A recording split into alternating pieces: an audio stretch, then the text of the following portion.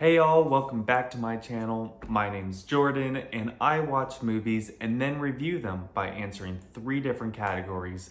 The one thing that I liked, the one thing that I hated, and the one thing that I would change. And today I'm reviewing From Up on Poppy Hill, a Studio Ghibli movie. And with that said, go grab that popcorn, go grab that candy, and let's dive on in. The story is set in 1963 Japan.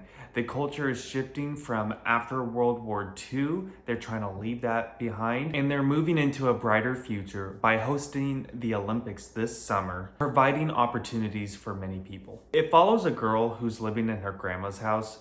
However, I think it is I don't know. She's living in her grandma's house with other women. But anyways, so she's living in her grandma's house. Her mom is in America right now studying, and her dad sadly passed away in a naval bombing in the Korean War, though she is hopeful that her dad might have escaped, but sadly the reality is he didn't. The story picks up where she meets a boy named Shun, who leads the newspaper at the Latin Quarter Clubhouse. By the way, that is their meet cute. Really cute. He was just jumping off his own building, going into a little pond, and she goes to grab him, and it was like love at first sight. Everyone was watching, having fun, and once she realized everyone's watching, she's like, ew, as you can see right there. And he's like, yeah. After she meets Shun, Yumi gets to go to the clubhouse. This clubhouse is quite worn down and very dirty. It seems to be only guys are in the clubhouse, and they kept it a mess. The story is the administration is going to tear down the clubhouse to build something new, and all the guys in the clubhouse are like, no, we want it. And Yumi creates the idea of, hey, what if we restore it, make it look pretty and useful, and see if they would actually say, hey, you know what, this is a valuable piece of property. We don't want to get rid of it. So she gets tons of volunteers to go clean it up. You would not be catching me doing that. As Yumi is leading this project, she gets to hang out with Shun a little bit more, and as they start talking, they are starting to connect. Ooh. As they start talking a little bit more and sharing about themselves, they learn a little bit more about their family histories and past, giving it some really good twists and turns. The one thing that I loved about the movie was the piano score. I just love Studio Ghibli piano scores. Sometimes I will go on YouTube, and if I just need something peaceful, I will type in a Studio Ghibli score compilation, and is that the Italian kiss? I think so. They really know how to make beautiful, luscious scores. There's something about their piano work that I can't even describe. They know how to make a beautiful, soul-soothing, calming melodies. I do want to indicate that my favorite songs were just the piano scores. They had tons of songs with lyrics in them. I mean, they're good. There's something about just the piano that is magical. When I hear a Studio Ghibli song, I just picture the most perfect spring day. It's like 75 degrees. The sun is beating down on me. Perfect. Like, it's not a intense heat. It's like it warms you up heat. And then there's a cool breeze that just comes through every once in a while to kind of, after you've been baking in the sun, it kind of helps cool you down for a few moments. That's what I think about when I'm listening to a Studio Ghibli song. Though I'm not a music major, I bet a lot of the songs were trying to take the melody, the notes, and weave them into the story, complementing the story. Yeah, I don't know what they were doing, but I did think it was beautiful. I will say I was quite tired going into the movie. I was exhausted from this week. Even though it was a 3-day weekend, I was busy. And I really didn't want to watch a movie, but I decided, fine, I'll put on this one. I think it might be the most relaxing one. And I was correct. I left feeling refreshed, and a lot of it had to do with the score. The score is soft and calm, and so it just calmed me down, and I felt really relaxed afterwards. So, big thumbs up. The one thing I hated about this film was it was a very slow start.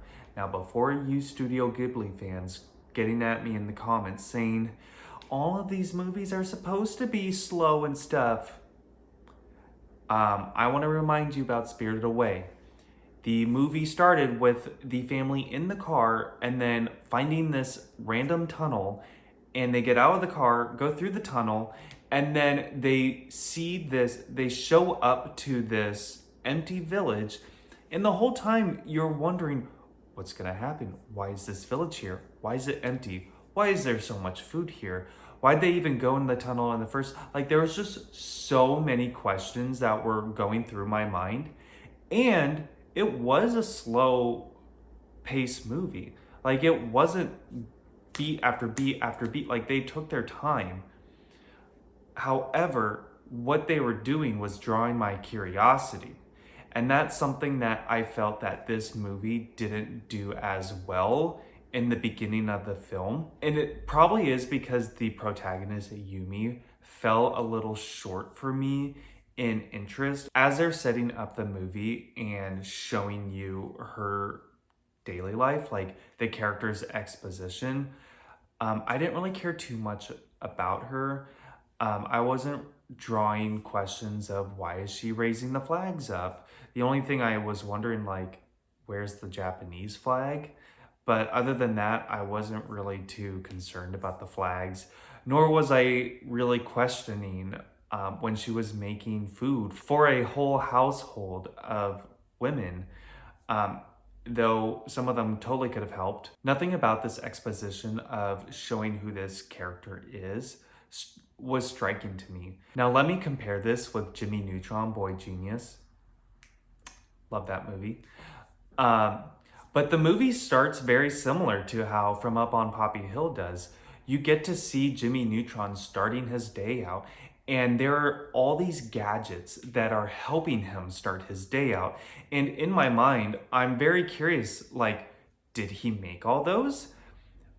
Are we in the future? I want to know more about him. How smart is he?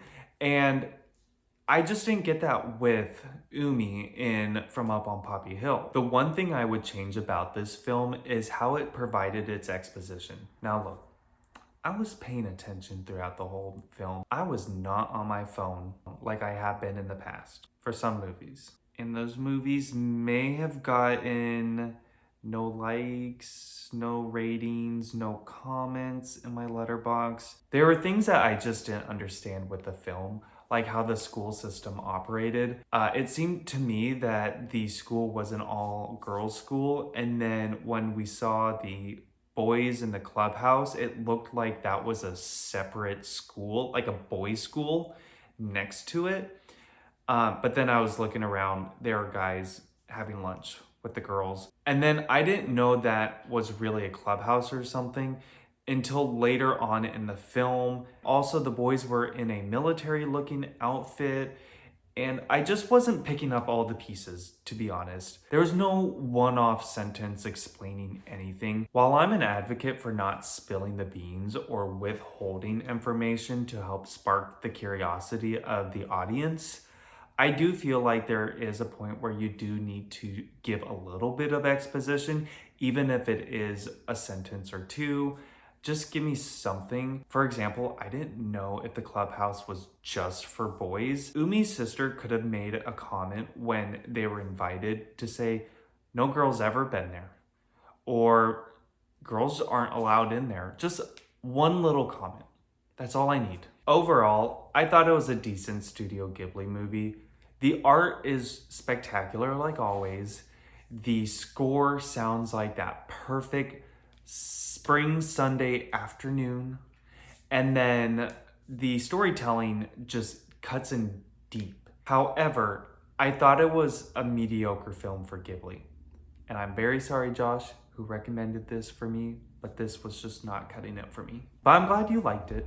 I'm glad you raved about it, and it got me to see it because I wouldn't have. It's just I wasn't caring too much about the characters, nor was the storytelling really enthralling me. And so I just thought it was, a good movie. Like, I was entertained. It had its moments. There were some really good quotes that I just can't think at the top of my head, but knew those were inspiring at the moment. I did give it a 3.5 on Letterboxd, so like, hey, it's above average.